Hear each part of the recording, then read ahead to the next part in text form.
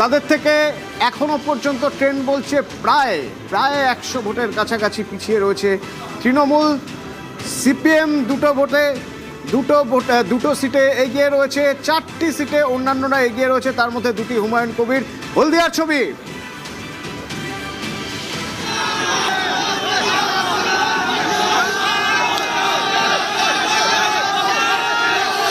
হলদিয়া, এখানে নন্দীগ্রামের vote count হয়েছে। অর্ণব আছে এখান থেকে সরাসরি আমার সঙ্গে। অর্ণব, আজ সকালে রঙিন ছবি দেখছিলাম, কোথাও গেরুয়া, কোথাও সবুজ, কোথাও নীল পাঞ্জাবিতে তারা এসেছেন। এখন গেরুয়ার আধিক্য ভোটের ফলের প্রতিফলন বলা যেতে পারে।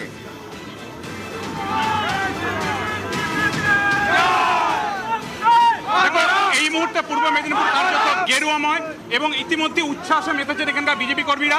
কারণ নন্দীগ্রামে প্রতি যে রাউন্ড বাড়ছে সেখানে কিন্তু লিড বাড়ছে শুভেন্দু অধিকারী এবং 16টা বিধানসভাতেই কিন্তু এগিয়ে রয়েছে এই মুহূর্তে বিজেপি প্রার্থীরা এই পূর্ব মেদিনীপুর জেলা থেকে। এই পূর্ব মেদিনীপুর রাজনীতির ভরকেন্দ্র বলা হয়, সারা রাজ্যের রাজনীতির ভরকেন্দ্র বলা হয় নন্দীগ্রামকে। সেই নন্দীগ্রামের প্রতি বুথে প্রতিবার রাউন্ডে লিড নিচ্ছেন শুভেন্দুবাবু। আপনারা কি উচ্ছ্বাস শুরু করে দিয়েছেন পদ্ম হাতে? আপনি কি জিততে গেছেন মনে? দেখুন, মেদিনীপুর এমন একটি ভূমি যেখান থেকে পরিবর্তন হয়। 11তেও পরিবর্তন মেদিনীপুর থেকে হয়েছে, আজকেও 26-এ পরিবর্তন মেদিনীপুর থেকেই হবে।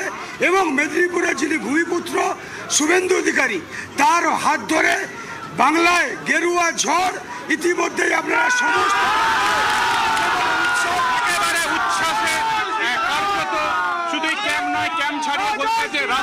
রাস্তা পর্যন্ত কিন্তু বিজেপি কর্মসমর্থকদের মধ্যে কার্যত তাদের 15 বছরের যে দীর্ঘ অপেক্ষা, সেই অপেক্ষা শেষে তাদের এই জয়। এবং সেই জয় শুধুমাত্র নন্দীগ্রামের মধ্যে সীমাবদ্ধ থাকবে না, তা গোটা রাজ্য জুড়ে গেরুয়াময় হয়েছে। তাতে তারা উচ্চ এবং একই সঙ্গে কিন্তু ইতিমধ্যে বেরোতে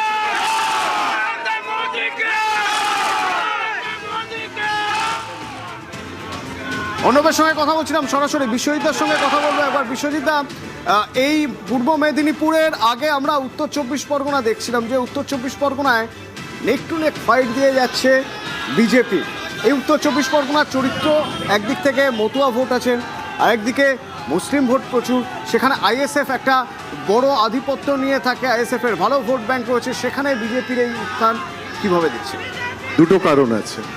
এক হচ্ছে মতুয়া ভোটেরটা আগেই বললাম, সংখ্যালঘু ভোট এবার ভাগ হয়েছে।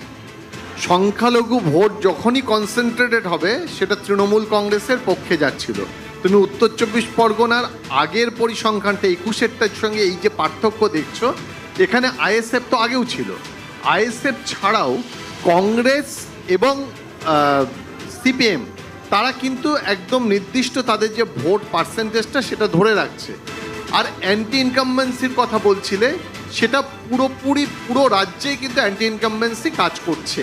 তার কারণ দুটো ইস্যুকে মাথায় রাখতে হবে। দেখো, সে ন্যারেটিভস তৈরি হলো আইনের ব্যাপার আলাদা। যেটা আরজি করের ঘটনা ঘটলো, সিবিআই তার তদন্ত করলো, আইনের পথে হলো, সুপ্রিম কোর্ট বলল, কিন্তু সাধারণ মানুষ এত রাস্তায় বেরিয়েছিল, তাদের সেই ন্যারেটিভসটা কি মোছা সম্ভব হয়েছে? আর দ্বিতীয়ত, চাকরি দুর্নীতির ক্ষেত্রেও দেখা গেল সুপ্রিম কোর্ট একটা রায় দিয়েছে, কিন্তু সাধারণ মানুষ, একেবারে প্রান্তিক মানুষ, তারা কি বুঝছে? তারা আইনের কথা বোঝে না। তার আগে যে বিরোধী প্রচার তৈরি হয়েছে এই দুটো ক্ষেত্রে, একটা দুর্নীতির ক্ষেত্রে আর একটা মহিলা নিরাপত্তার ক্ষেত্রে, সুরক্ষার ক্ষেত্রে, দুটো ক্ষেত্রে অ্যান্টি ইনকামবেন্সি একটা ফ্যাক্টর হয়েছে। তবুও এই মুহূর্তে দাঁড়িয়ে, একটু আগে প্রদীপ্ত বলছিল যে ঘটনা, যে তুমি দেখছিলে যে ভাঙড়ের ক্ষেত্রে প্রায় 14,000 ভোটে লিড ছিল শওকত মোল্লা, সেটা 4 রাউন্ডের পরে। 6 রাউন্ডের পরে দেখা যাচ্ছে এখন লিড রয়েছে নওশাদ সিদ্দিকী এবং তার লিডটা প্রায় 2-2,500। এই যে ক্লোজ ফাইট উত্তর 24 পরগনায়, একটু আগে রিপোর্টার যে বলছিলেন প্রতিনিধি, যে দুটো রাউন্ড পরে এখনই অনেকগুলোতে আবার তৃণমূল কংগ্রেস এগিয়ে আসছে।